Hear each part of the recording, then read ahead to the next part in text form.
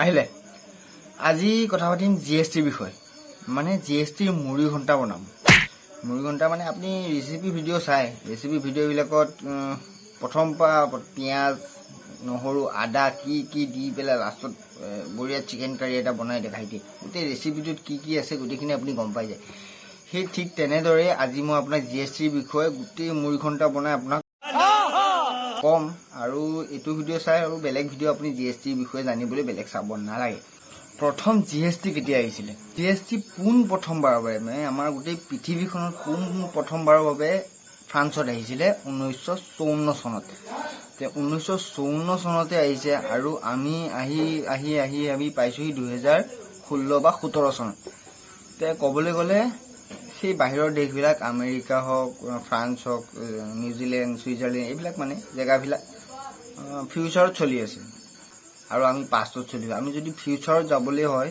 তেনেহ'লে সেইবিলাক দেশত যোৱাই ভাল হ'ব মানে বাৰু যি নহওক আহিলে ভাল হ'ল কিহৰ কাৰণে ভাল হ'ল কি হ'ল গোটেইখিনি কথা ক'লোঁ আপুনি মই কোৱাৰ পিছত আপোনালোকে নিজেই বুজি পাব কি কাৰণে ভাল হৈছে কি কাৰণে বেয়া হৈছে তো যেতিয়া প্ৰথম জিএসটি আহিছিলে জিএসটি আহোঁতে মই ফুল মিনিংটো বিচাৰিলোঁ বোলো ফুল মিনিংটোনো কি তাৰপিছত গম পালোঁ গুডছ ছাৰ্ভিচ টেক্স জিএসটিৰ ফুল মিনিং মই বোলো ছাৰ্ভিচ টেক্স দিয়াটো ভাল চাগে ইংলিছত এইটোকে কৈছে নেকি তাৰপিছত নহয় গুডছ এটা বেলেগ আৰু ছাৰ্ভিচ এটা বেলেগ এতিয়া গুডছ আৰু ছাৰ্ভিচ কি চাওক গুডছ হৈ গ'ল আপোনাৰ যিকোনো এটা হাতে চুব পৰা বস্তু যেনেকৈ মোৰ হাতত এতিয়া কলমটো আছে কলমটো হাতেদি চুব পাৰোঁ ৰবৰ এটা আছে ৰবৰটো হাতেদি চুব পাৰোঁ স্কেল আছে স্কেল চুব পাৰোঁ কম্পাছ চুব পাৰোঁ কিতাপ চুব পাৰোঁ ঠিক তেনেকুৱা বস্তু ইটা বালি মোবাইল যি নহয় যোনটো বস্তু আমি পইচা দিলে আমাৰ হাতত দিয়ে আমি হাতে লাৰিব পাৰোঁ বা তাক আমি ইউজ কৰিব পাৰোঁ সেইখিনিক কয় গুডছ এতিয়া আপোনালোকে ভাবি চাওক চুব পৰা কি আছে যিটো চশমা আছে চব চুব পৰা বস্তু যোনটো সেইটো গুডছত পৰে আৰু ছাৰ্ভিচ হ'ল মোবাইলৰ নেটৱৰ্ক সেৱা দি আছে নেটৱৰ্ক যোনটো দিছে সেইটো ছাৰ্ভিচ হয় এতিয়া আপুনি নেটৱৰ্কৰ আপুনি জিঅ' ৰিচাৰ্জ কৰিব গ'ল 230 টকা বা 250 টকা 300 টকা কিমান নভৰাওক কিন্তু আপোনাক কি গোটেই টাৱাৰটো কিনি আনি দিয়েহি নেকি সেইটোতো জিঅ' টাৱাৰটোৰ কাৰণে এমাহৰ কাৰণে তোক দি দিছোঁ যা সেনেকুৱাতো নহয় আপোনাক সি ছাৰ্ভিচ দি আছে ধৰক এম্বুলেঞ্চ ধৰক এম্বুলেঞ্চখনত আপুনি গুৱাহাটীলৈ যাব ডক্টৰ তাত বা GMCHত যাব GMCHত গ'লে আপোনাক কি এম্বুলেঞ্চখন এদিনৰ কাৰণে আপোনাক দি দিয়ে নেকি যা যিমান যায় তাকে কৰ তই এম্বুলেঞ্চটোক দি দিছোঁ নহয় না আপোনাক ইয়াৰ পৰা নগাঁৱৰ পৰা মই নগাঁৱত থাকোঁ যিহেতু নগাঁৱৰ পৰা গুৱাহাটীলৈ যোনটো ৰাস্তাত গ'ল আপুনি সেই যোৱা শুনিহে আপোনাক সুবিধা দিলে মানে ছাৰ্ভিচ সেই তাতকৈ ছাৰ্ভিচ এনেকৈ গুডছ আৰু এই ছাৰ্ভিচ এই দুয়োটাৰ যোনটো মিলি টেক্স হ'ব সেইটোকে কৈছে জিএসটি আৰু এই জিএসটিৰ আমাৰ জিএছটি মানে চবৰে বহুত বেলেগ বেলেগ জিএসটি সব দেশৰে বেলেগ বেলেগ জিএসটি এইটো ফ্ৰান্সৰ পৰা আহিছে বুলি এইটো নহয় যে ফ্ৰান্সৰ জিএসটি আমাৰ জিএসটি একেই অলপ সাল সলনি আছে বাহিৰৰ কথা নাজানো বাৰু আমাৰ ইণ্ডিয়াৰ কথা কৈছোঁ ইণ্ডিয়াৰ আমাৰ যোনটো জিএসটি হয় সেইটো আহিছে একদম কপি বুলি ক'ব পাৰি কানাডাৰ যোনটো জিএসটি আৰু আমাৰ যোনটো ভাৰতত জিএসটি এটা চেম হয় মানে একেই কানাডাৰ পৰা কেলকৰ সমিতি ডিফাৰেঞ্চ হয় মানে কেলকৰ সমিতিয়ে কোৱাৰ ফলত আমাৰ ইয়াত জিএসটিটো অনা হৈছে আৰু যেতিয়া জিএসটি আনিছে প্ৰথমে আমাৰ অসমে তাক ছাপোৰ্ট কৰিছে বা জিএসটিটো আহিব লাগে বুলি প্ৰথম হাত বহাইছে আমাৰ অসমে সন্মতি জনাই মানে জিএসটি যে আহিব লাগে আমাৰ ভাৰতত আহোঁতে প্ৰথম ৰাজ্য হৈ গ'ল অসমে আমাক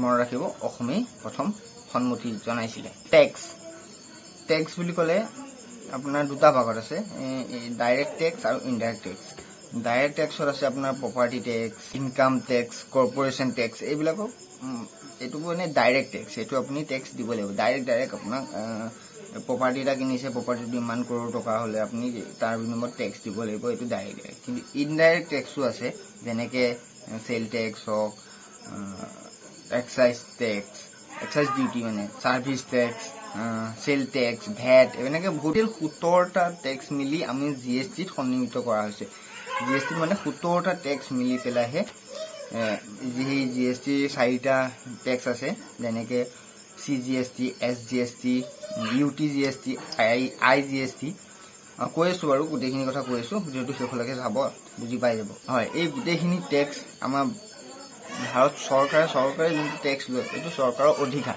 কাৰণ এখন গোটেই ভাৰতবৰ্ষখন কিমান ডাঙৰ, তেওঁখন চলাবলৈ কৰ পৰা পইচা ল'ব, বেলেগৰ দেশৰ পৰা ধাৰ ল'ব, ধাৰটো ল'লেই ধাৰটো মাৰিব লাগিব, ক'ৰ পৰা মাৰিব, কি কৰিব, সেইটো কাৰণে টেক্সটো আমাৰ মানুহৰ পৰা লৈ আমাকো চলাই আছে, চৰকাৰে নিজেও চলি আছে। চৰকাৰে লৈ পিনে কাক চলাব, চৰকাৰে আমাকে চলাই আছে, সেইটো কাৰণে আমাৰ পৰা টেক্স লৈ আছে। টেক্স লয় এইটো কাৰণে, টেক্স লোৱা তেওঁলোকৰ অধিকাৰ বুলি ক'ব পাৰি।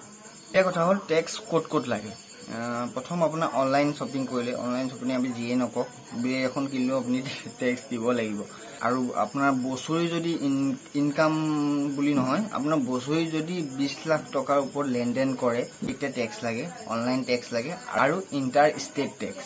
CGST মানে হ'ল চেণ্ট্ৰেল টেক্স। চেণ্ট্ৰেলে যোনটো টেক্স ল'ব, মানে আমাৰ ভাৰত চৰকাৰে যোনটো টেক্স ল'ব, এতিয়া যোনটো আমাৰ মোদী ডাঙৰীয়াৰ আমাৰ এই চেণ্ট্ৰেলখন চলাই আছে নহয় জানো, এই চেণ্ট্ৰেলখনৰটো টেক্স লাগিব। আৰু চেণ্ট্ৰেলখন টেক্স ল'লেই নহ'ব, ৰাজ্য আছে, ৰাজ্যৰ কাৰণে ষ্টেট SGST, ষ্টেট টেক্স। আমাৰ অসমত যেতিয়া হ'ব, অসমেওতো কিবা এটা ৰাখিব, অসমখন চলাবলৈতো পইচাৰ প্ৰয়োজন, সেই অসমখনেও তাৰ কাৰণে টেক্স ৰাখে। আৰু চেণ্ট্ৰেল গভৰ্ণমেণ্ট টেক্স ৰাখিবই, কাৰণ গোটেই ভাৰতখন চলাই আছে যিহেতু। আৰু UTGST, union territory. Union territory মানে কেন্দ্ৰীয় শাসিত অঞ্চল। কেন্দ্ৰীয় শাসিত অঞ্চলত আপোনাৰ পৰিব জম্মু কাশ্মীৰ, দিল্লী, পণ্ডিচেৰী, এনেকৈ আছে কেইখনমান। সেইখন কেন্দ্ৰীয় শাসিত, মানে চৰকাৰে চলাই আছে, সেইখন কেন্দ্ৰৰ দ্বাৰা শাসিত হৈ আছে, শাসন কৰি আছে কেন্দ্ৰই, কোনো ৰাজ্য নহয় সেইখন। মানে সেইখন ৰাজ্য শাসিত কৰা ৰাজ্য, মানে তাত কোনো বেলেগ MLA হওক, MLA বিধায়ক এনেকৈ কোনো নাই। মানে তাত সেই চৰকাৰে যি ক'ব সেইটো চলি আছে। কিন্তু আমাৰ ইয়াত এতিয়া অসমত হিমন্ত বিশ্ব শৰ্মা আছে, এনেকৈ বহুত ডাঙৰ পলিটিচিয়ান আছে, কিন্তু তাত তেনেকুৱা নাই, এক্সট্ৰাকৈ নাই। মানে কেন্দ্ৰীয় চৰকাৰৰ যোনবিলাক মানুহ মানে পলিটিচিয়ান হয়, সিহঁতেই সেইখন চলাই আছে, গতিকে সেইখন কেন্দ্ৰীয় শাসিত UTGST বুলি কয়, ইউনিয়ন টেৰিটৰী। আৰু IGST হ'ল ইণ্টিগ্ৰেটেড GST। GST গম পালে, চেণ্ট্ৰেলে যোনটো টেক্স লয় এইটো CGST, ষ্টেটে যোনটো টেক্স লয় SGST। এতিয়া ইণ্টিগ্ৰেটেড GST হ'ল, আপুনি এতিয়া আমি অসমত আছোঁ, অসমত এটা বস্তু উৎপাদন কৰি অকল অসমত চেল কৰিছে, অসমত চেল কৰিলে সেইটো CGST আৰু SGST লাগিব। যদি অসমৰ ভিতৰতে আমি চেল কৰোঁ তেতিয়া চেণ্ট্ৰেলে লৈ যাব 9%, 18% GST, 18%ৰ 9% ল'ব চেণ্ট্ৰেলে, আৰু 9% ল'ব আমাৰ ষ্টেটে। ইণ্টিগ্ৰেটেড GSTত কি হয়, চৰকাৰে এটা মাথা মাৰিলে, যদি অসমৰ বস্তু এটা বাহিৰত আমি মুম্বাই, কলকাতা এইবিলাক যদি বেচোঁগৈ, বেচিলে এতিয়া আমাৰ ইয়াত অসমত টেক্স ল'ব 18%, চেণ্ট্ৰেলেতো ল'বই, ষ্টেটেও ল'ব অসমত।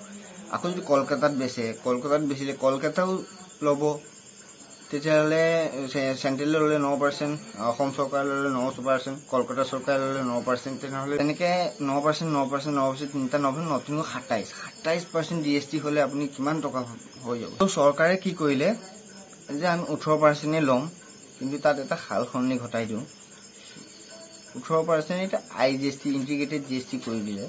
কি কৰিলে, অসম চৰকাৰে এটা বস্তু উৎপাদন কৰিছে, উৎপাদন কৰা হৈ সেই বস্তুটো আহি গ'ল কলকাতা পালেহি, কলকাতাত বস্তুটো বেচিছে, কলকাতাৰ পৰা ধৰক বাহিৰে য'ত যায় উৎপাদন কৰি লৈ গ'ল, কলকাতাত ষ্টক কৰিলে, ষ্টক কৰি তাত বেচিলে।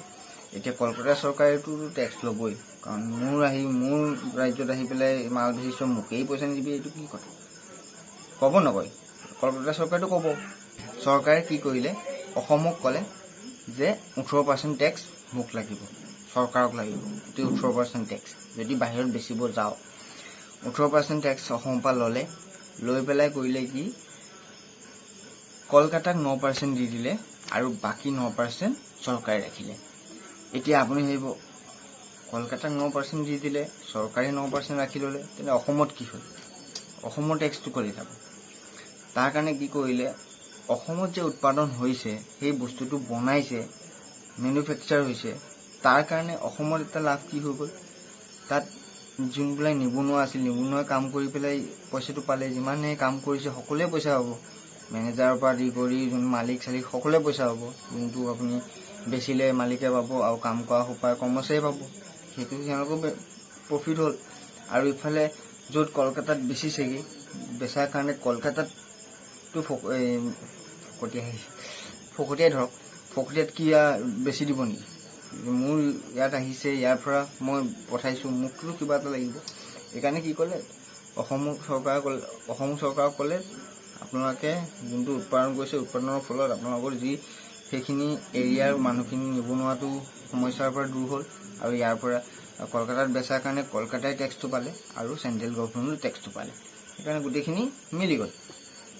এইটো ইণ্টিগ্ৰেটেড GST বুলি কয়, মানে ডেষ্টিনেশ্যন GST বুলি ক'ব পাৰি। মানে বস্তুটো য'ত উৎপাদন হয় তাত টেক্স নাপাব, য'ত বস্তুটোৰ চেল হ'বগৈ, য'ৰ পৰা চেল হ'ব বেলেগ বেলেগ জেগাত, সেইখিনি তাত সেই ৰাজ্যখনে টেক্সটো পাব। আগৰ কথা কওঁ, যেতিয়া GST নাহিছিলে তেতিয়া কি অসুবিধা হৈছিলে আৰু এতিয়া কি সুবিধা হৈছে। আগত চাওক, যেনেকৈ এতিয়া আমি অসমত এটা মাল অসমত মালটো উৎপাদন কৰিলে বেলেগ বেলেগ ৰাজ্যত পঠালে, কলকাতাত পঠালে, দিল্লীত পঠালে, মুম্বাইত পঠালে, গোৱাত পঠালে, ক'ত য'ত নহওক পঠালে কি হয়, তেতিয়া কোনো নিৰ্দিষ্ট টেক্স নাছিলে। যোনে যি চৰকাৰ পায়, যোনটো ষ্টেট গভৰ্ণমেণ্ট হয়, ৰাজ্য চৰকাৰে নিজৰ মতে টেক্স লয়। মই 12% লৈছোঁ, ই 16% লৈছে, কলকাতাই 16% লৈছে, গোৱাত 15% লৈছে, এনেকৈ মানে নিজৰ ইচ্ছামতে টেক্স ল'ব ধৰে।